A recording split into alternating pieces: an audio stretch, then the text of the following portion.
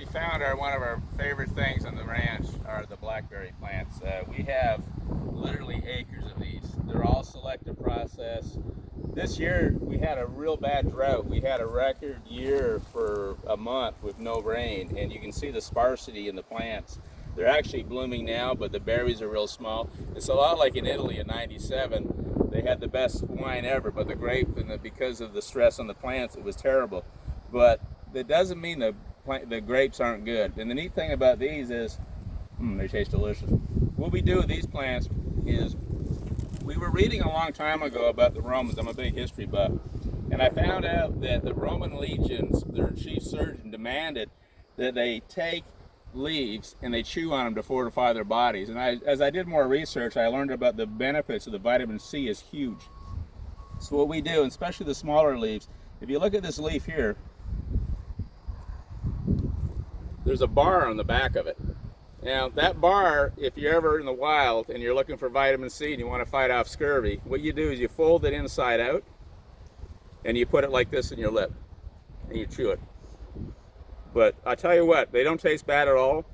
But we dry these and we put these in with our teas, and when you get a lot of the stuff from Regenerate, if you look at the ingredient list, blackberry leaves are big. We'll probably harvest about 1,000 pounds in leaves over the next 3 or 4 weeks. We try to get mostly the smaller ones and not the bigger ones.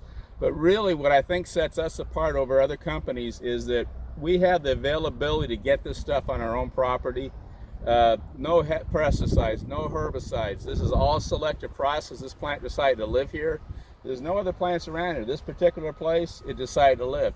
Years this plant's been here. I've been coming and taking berries off this thing as long as I can remember. But the neat thing about it is that this leaf dried is fresh, and you're going to get the maximum out of it because we dry it correctly. We wash this, we dry it, and then we start putting it into our teas. And it's amazing because most stuff you get comes from overseas.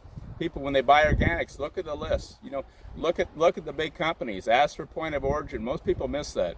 But our elderberries, our blackberries, our citrus, the wild cherries, these are all things that we bring right from Florida. These are all things that we harvest ourselves. We harvest them, we dry them. Everything's done within hours. So what typically would happen is we would come out here. These don't really matter about what time, but I always try to harvest about 11 or 12 o'clock because then the dew's off the plant.